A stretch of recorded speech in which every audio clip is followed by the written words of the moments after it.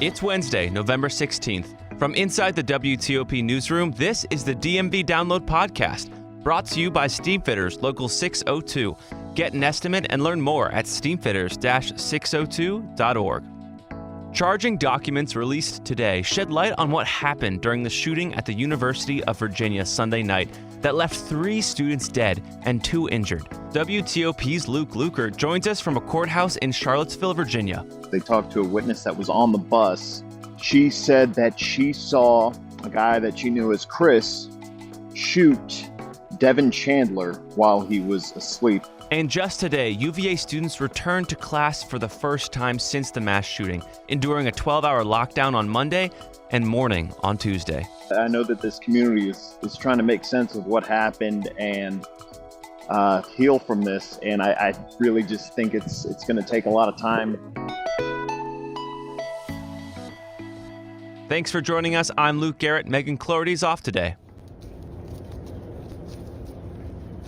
Silence can mean a lot, especially when such quiet comes from thousands, all gathered in remembrance of the 3 UVA football players killed Sunday night: Deshaun Perry, Lavelle Davis Jr., and Devin Chandler.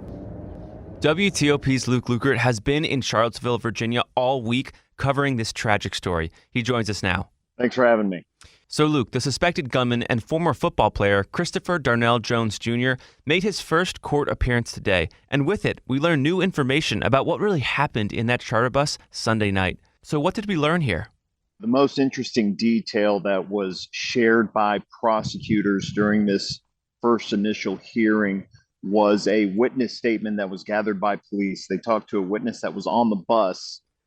She said that she saw a guy that she knew as Chris shoot Devin Chandler while he was asleep on the charter bus. Pretty crazy stuff. And then she went on to say in that statement that he was targeting certain people. And as we know, 4 out of the 5 victims in this shooting were UVA football players. Those were really the only new details about the shooting that we learned at this time. And the prosecutor for this, Jim Hingley, he is the Commonwealth attorney here in Albemarle County, said that it's going to be a slow process for the public to really learn about what happened during this case, because he wants to make sure that there is not a prejudiced jury pool when trial might come around. And so let's fill in some of the details kind of around the new information that we heard. So the shooting occurred on a charter bus,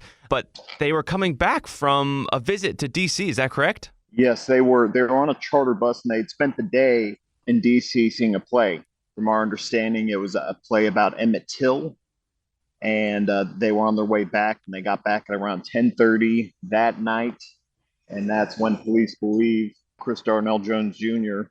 shot, killed 3, and wounded 2 others when they were in the parking garage right there, right next to the drama building of UVA. And did we get any indication into the motive? I know sometimes that's really hard to understand and figure out early, but any indication on the motive?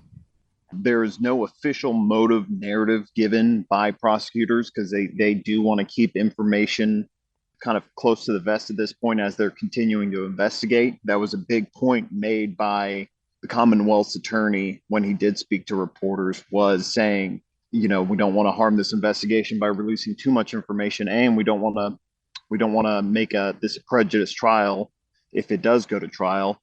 But the scuttlebutt around here in Charlottesville, from what I'm hearing, I've been here for about 2 days, is that there was some sort of hazing, bullying incidents that may have set this off. Again, this is all just conjecture and rumors that have been kind of discussed here in Charlottesville. And Luke, after the shooting happened, the suspected shooter fled and UVA went into a 12-hour lockdown. You went down Monday morning and were there when that lockdown was in effect. Why did it take so long for authorities to find Jones Jr.? Because he wasn't at the UVA campus. He was, 90 miles away in Henrico County. And that's kind of the area where he grew up. So I guess it wasn't a shock to police that they found him there. But, one of the reasons that they didn't find him quickly was because he was no longer in Charlottesville. You've been on the campus. You've been in Charlottesville. How has the campus been coping with this mass shooting? I mean, it's been a pretty eerie place. I mean, the day I got here, when it was learned that three players had died, you immediately saw banners go up with the names and numbers of those football players who had died. Lots of UVA strong, and lots of vigils. I'm sure many of our viewers have seen the pictures and videos of thousands of kids going to these vigils. It's just a very somber moment for this campus. I will say on Monday, walking around, it did feel like, I'm sure a lot of us know what it's like to be at a college campus. And if you've ever been to a college campus in June, it's empty. It felt like that, but it was very, very cold outside. It was a little strange. One of the craziest sights I saw were police using police dogs trying to sniff out the suspect around some fraternity houses, and just a bunch of fraternity guys standing on the roof just trying to get a better look at what was going on around campus, because again, they had no idea what was going on for the longest time, for 12 hours, really. Right. And that was during the lockdown. Yep, that was during the lockdown. And you mentioned that there were two other shooting victims that survived. Do we know their condition and where they're at? As far as we know, they are no longer a life-threatening condition or critical condition. One of them is a football player, Mike Hollins, who's a running back for the Cavaliers. But again, we don't know exactly his condition, but he is expected to recover. As the same for the other student, Marley Morgan. Again, don't know too much about her or how severe her injuries were, but she is expected to recover. And what exactly are the charges against Jones Jr., and what's next in this case? Yeah, he's got 10 charges racked up right now. 3 of them are second-degree murder charges. He's got 2 charges of malicious wounding with the intent to maim or kill.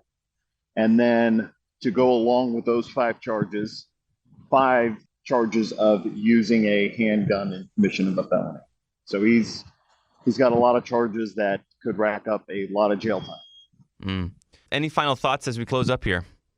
I know that this community is trying to make sense of what happened and heal from this. And I really just think it's going to take a lot of time to do that and really kind of figure out what exactly happened here and why this tragedy occurred. And, you like to think that you'll be able to heal before that happens, but you just never know. Very sad thing. Luke Lukert in Charlottesville outside a courthouse. Thank you for bringing us the story and all the new information we learned today. Thanks, Luke. Take care. And after the break, we'll end the show on a lighter note with our latest segment of DMV Dates. Stick around. Backed by the experience of its hardworking members, Steamfitters Local 602 is ready to take on your next commercial, heating, cooling, HVAC, or refrigeration project. Steamfitters Local 602 adds value to our community through its partnerships with local contractors and building owners, all while keeping the focus on improving the lives of its members and their families throughout the DMV. For work that's on time and on budget, go to steamfitters-602.org to schedule your next project. That's steamfitters-602.org. Steamfitters Local 602. Changing lives. Explain your DNA on 10 cases, man. You're inside the police interrogation room with the alleged Potomac River rapist. I'm not guilty on any of this stuff. So calm, so reasonable. Could this be the man who terrorized women for 9 years before murdering a brilliant scientist 2 decades ago? Experience one of the most fascinating true crime podcasts available. Join crime reporter Paul Wagner for Unknown Subject, Season 3 of WTOP's American Nightmare series. Search American Nightmare Podcast on all podcast platforms. And before we go, the DMV Dates segment is back. And before we get started, I just want to apologize to the listeners out there. I forgot about DMV Dates segment last week, and a listener actually reached out on Facebook and said, hey, I was listening on Wednesday and it didn't show up. So apologies in advance. We're back. Michelle Goldchain is here for this segment of DMV Dates. She is the social media manager and video editor at WTOP. Michelle, welcome. Thank you for having me. It's a pleasure. Now, do you mind if I start with the first date idea? I would not mind at all. Okay, so everyone knows it's getting colder, right? I felt the chill in the air this morning, was thinking about an idea, and I was like, you know what? I wonder if the ice rink at the Sculpture Garden is opening soon. Lo and behold, it is. November 26th is the first day the rink will be open to the public. It's open around 11 a.m. to 11 p.m., so you have plenty of time. So the date will actually start, though, at Fogo de Chão, a Brazilian steakhouse on Pennsylvania Avenue and 11th Street Northwest. This is just a few blocks away from the Sculpture Garden ice rink, so you'll get a nice steak dinner there if you like steak. Hopefully your date likes steak, too. If not, they have other options. A little spendy, I'm sure you'll spend around $30 per person. So this is kind of maybe date 5, 7, 8, kind of, you really want to commit to this person maybe. And then you go to the ice rink. It's $12 for a ticket and $6 for a rental. I'm assuming no one has ice skates, so $18 per person. And then, you just skate around and enjoy the views. It's a really lovely, lovely time. Have you ever gone ice skating, Michelle? In the past. In the past, yeah. It's kind of Once fun. or twice. It's a little scary, it's a little scary at first, but, it's good to be uncomfortable with people, your date, strike conversation, stuff like that. And if you slip a little, you can just kind of grab on a little tighter. Right. You can be like, let me help you. Yeah, that's nice. Anyway, so when you're skating around, here's a fun fact to kind of impress your date with. You can say, do you know when, the first artificial ice rink was, ever created? It used to just be frozen lakes. It used to, not be a thing. The answer is in London in 1876. There was the first artificial ice rink. 3 years later, it came to the U.S., 1879, at the old Madison Square Garden. They made their own little artificial ice rink. And then, obviously, the Sculpture Garden in D.C. followed suit, and here you are. So then you can just skate away, and that's the date. That's fun. Yeah? You think so? Yeah, artificial facts, but real love. That's good. So what's your idea? Okay, so I have a good idea, I hope. I believe it. So I was trying to think about what museums or artistic experiences can you get that aren't in the Smithsonian. Yeah. So some people may be familiar with Art Tech House. It's spelled like art, tech, like technology, and then house, okay. Art Tech House. And it's located near the wharf, just north of it, just a quick walk away. So Art Tech House has this brand new immersive digital exhibition called Spectacular Factory DC. Okay. It opens this upcoming Saturday, November 19th, and it's running through January 8th of 2023, so wow. really no rush.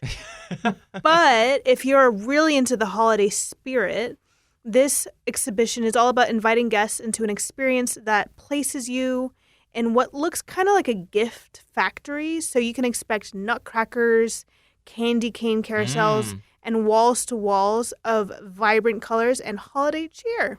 Some social media opportunities I'm kind of hearing maybe. Yeah, it's visually stunning. And not only that, but delicious because they have an XR bar with beer, wine, and what they call XR drinks, which are both cocktails and also mocktails if you're not one for the alcoholic beverages. Good call. And they call this the XR bar because it's an extended reality bar where you can use their free app to see augmented reality digital animations that just burst forth from your cocktail of choice. Wow, that sounds pretty fun. Yeah, and so it's an easy way to pass the time. Yeah. Possibly the least boring gallery in the city and a great conversation starter. Totally. Wow. All right. So that starts this weekend. Yes, it starts this weekend, this Saturday, November 19th.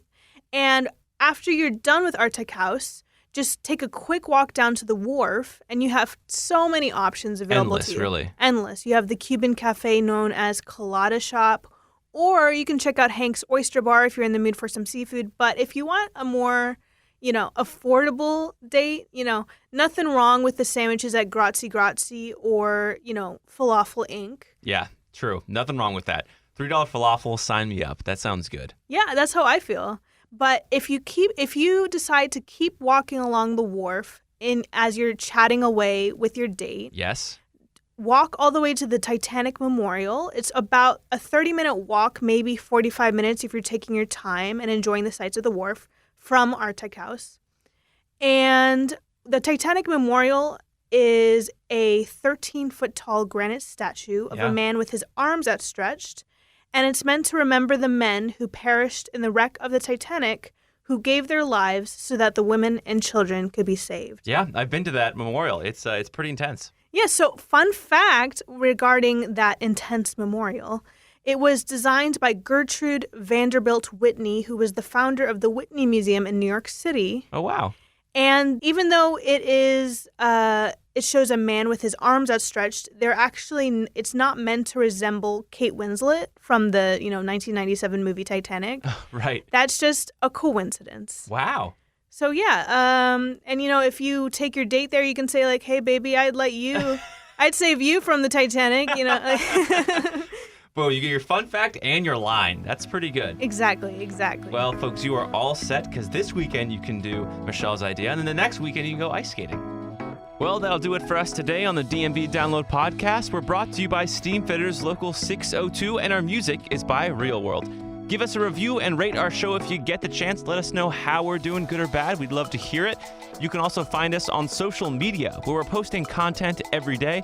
You can also check out dmvdownload.com. The DMV Download is a product of WTOP News. Listen on 103.5 FM in the D.C. area, 107.7 FM in Virginia, 103.9 FM in Frederick, Maryland, online at WTOP.com, and of course on the WTOP News app.